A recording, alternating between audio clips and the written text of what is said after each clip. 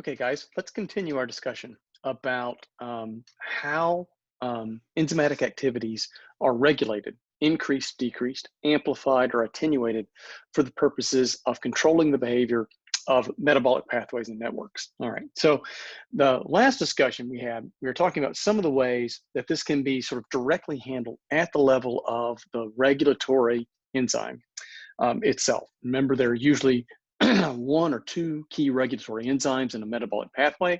Often they're right at the beginning or at the end or both. And it's at those positions where so much of the regulatory information is focused, right? On the ability to turn up and turn down these pathways. And the last time we talked about this, we considered the ways in which those activities can be controlled through feedback responses of product inhibition or non-cooperative allosteric-like responses of non-competitive inhibition, I should say competitive inhibition or non-competitive inhibition. And we elaborated on some of these ideas to this idea I'm sort of showing here of building these key regulatory enzymes as allosteric enzymes, right? So they're going to often be multi-subunit enzymes that respond often in a homotropic way to the concentration of their substrate. They show these nice nonlinear responses that we talked about a lot with respect to hemoglobin, right? But now we're thinking about initial rates as a function of the substrate concentration. And these enzymes often also respond to allosteric effectors that push them in one direction or the other in terms of making them, moving them sort of more to the T state or moving them more to, say, an R state-like behavior if there are heterotropic effectors that push that T to R equilibrium around, right? Okay. All right. So the issue now becomes at the level of building an allosteric enzyme. This is great. You've got, as I pointed out before, you've got this sort of nice nonlinear response you can get over a fairly narrow substrate concentration range. And that's wonderful. But the problem is there are lots and lots of situations where that's not enough, right? Where the dynamic range, as expressed by, say, the magnitude of this output response in terms of the change in the initial rate, and the sort of bandwidth or the window over which you can get that response is insufficient to provide the regulatory behavior, the enhancement, the amplification, or the attenuation you need. You need something many, many more times more sensitive and a much, much higher magnitude in terms of the change in initial rate. So the question is, how do you build that? And most control systems have, especially the ones that humans design, but it turns out the ones evolution designs, have mechanisms for massively more sensitive methods of amplification and attenuation. One of the simplest is one that's gonna be, you've probably seen in other guises, right? And this has to do with something that with respect to the enzymology of these metabolic pathways is sometimes referred to as a cyclic cascade, right? Okay, and the way this works is, let's imagine we've got an enzyme that exists in one of two states, more active and less active, right? More active and less active, let's say. And this enzyme can be shifted between these two states through a post-translational modification. Now, this is something you guys have heard of before, right? The classic one that almost everybody's heard of is phosphorylation of alcohol groups on amino acid side chains like serine, threonine, or tyrosine, right? And that phospho activity then changes the behavior of a protein.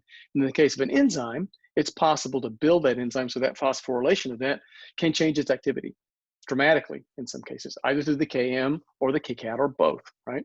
And there are other post-translational modifications that fall into the same category. Methylations, acetylations, all kinds of other post-translational modifications can be used in the same general way. All right, so we have an enzyme in a phosphorylated state is more active, unphosphorylated state, it's less active. In this case, you can also do it the other way around, where phosphorylation activates, right? But the idea is you shift between activity of the enzyme by attaching and removing some post-translational modifier. All right, so in the case of phosphorylation, we of course need a kinase that's gonna burn probably ATP to put that phosphate group on. And we need a phosphatase that will hydrolyze that phosphate group back off in order to make this shiftable system, right? So we have to have two additional enzymes. And here's where the key comes from. Imagine that kinase that is gonna say, come in here and activate this enzyme is itself regulated by some effector, maybe something you want to sense, maybe a product of a metabolic pathway, right? Or in this case, if it's activating, maybe the product of a preceding pathway. You need to turn the enzyme up, right? So in that case, if we make the kinase sensitive, its activity sensitive to the presence of that metabolite or that effector, right? Then what can happen? We essentially have a binding interaction here where the kinase is essentially less active or inactive unless it binds the effector. And when it binds that small molecule, it's now an active kinase, right? And that active kinase can now then move on and phosphorylate the target enzyme here and turn it on. So now where this gets really powerful is that now, because the kinase is an enzyme, right? Each binding event here, each binding event of this effector can result in multiple of these enzymes being turned into a more active form. Because the kinase is an enzyme, it's going to turn over, phosphorylate multiple enzymes. And depending upon this equilibrium constant for binding the effector and the lifetime of this complex, that could be a few, or that can be a lot. And each one of these binding events can now carry out that same sort of modification. So that enzyme-linked covalent modification now acts as an amplifier, a dramatic amplifier. So each binding event now gets a lot more bang for your buck than if the effector was binding directly to the target enzyme itself, right? Okay, and it can actually, you can elaborate this even more.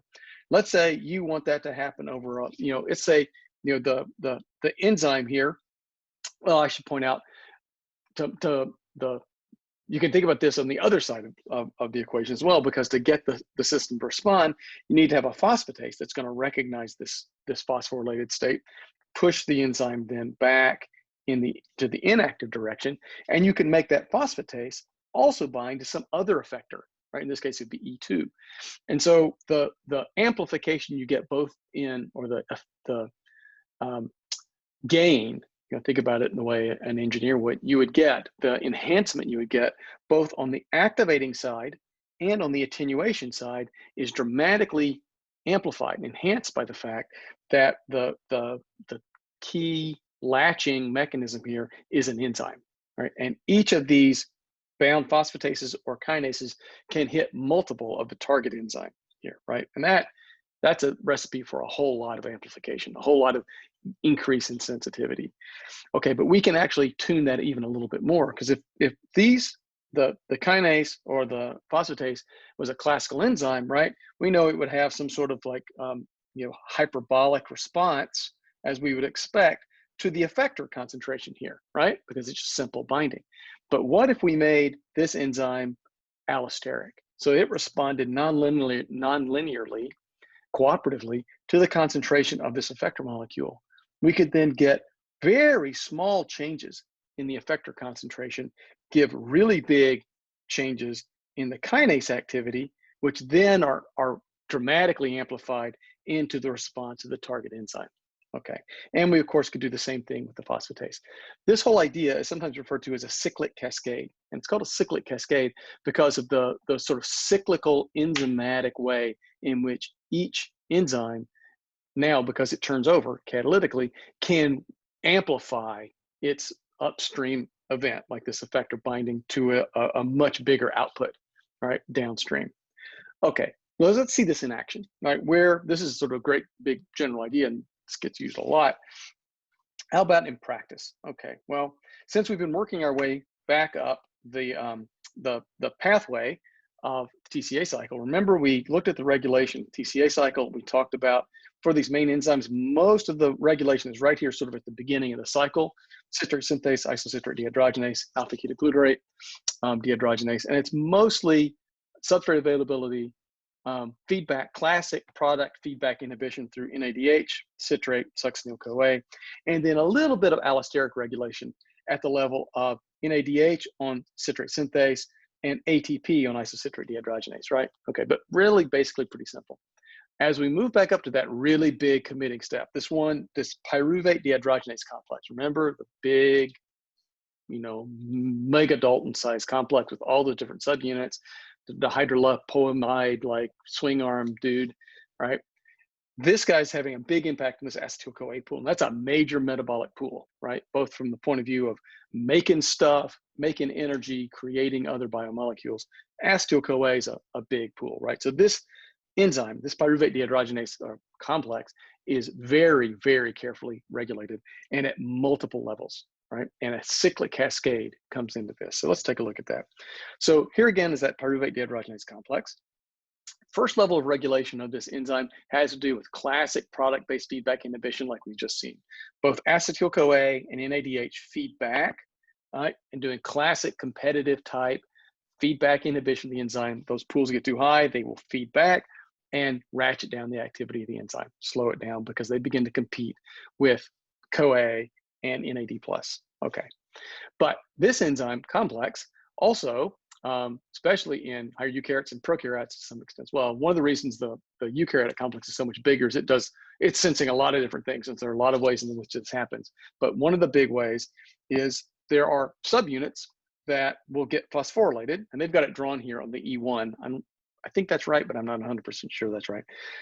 The idea is it could be a regulatory subunit that actually gets phosphorylated, but the idea is that a subunit of this complex is a target of a very specific kinase that when it phosphorylates it dramatically or substantially down-regulates its activity, really starts to turn it off in a big way, right? So this kinase takes ATP, burns it, makes phosphorylated pyruvate dehydrogenase complex, turns its activity off. And there's then a phosphatase like we just saw that will then clip that phosphate back off and turn it back into the fully active complex. Okay, now you can imagine probably where this is going, right?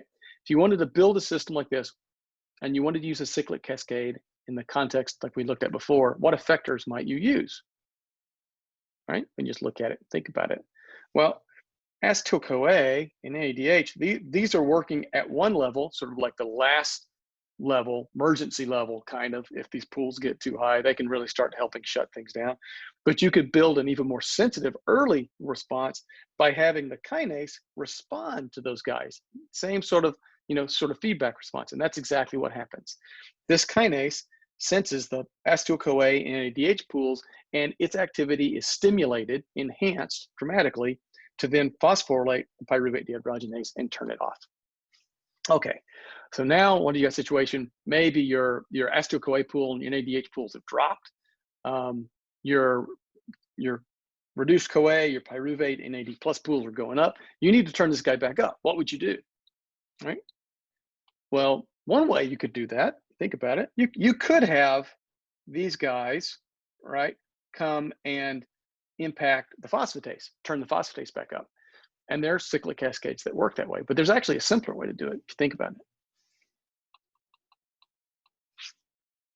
Turns out the simpler way to do this is to only build in the cyclic cascade one allosteric enzyme.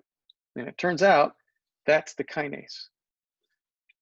All right, so you build this kinase so that it's allosterically responding in a positive way to NADH and acetyl-CoA, right? But at the same time, it will respond in a negative way to the inputs of the PDH reaction, reduced CoA, pyruvate, and NADH. When these pools build up, they act as negative effectors for the kinase shutting it down, right? And in the face of basically a constitutively active phosphatase, right, this will then pull the population back over here. So basically in this circuit, the phosphatase never stops. It's working at some baseline level, right? That's relatively low, right? And the activated kinase, when it's really cranked up, it can overwhelm it. And it just pushes this thing, the steady state shifts in this direction, shuts the complex down. But if you turn down the activity of the kinase low enough, now the phosphatase activity wins and it pushes the complex back in the other direction, now activating it for increased flux down the PDH reaction. Okay, so next video, we're going to take a look at the significantly more elaborate way in which the next steps up this central trunk of carbohydrate metabolism, glycolysis, how those pathways are regulated, and it's significantly more complex overall than what we've just seen at TCA cycle.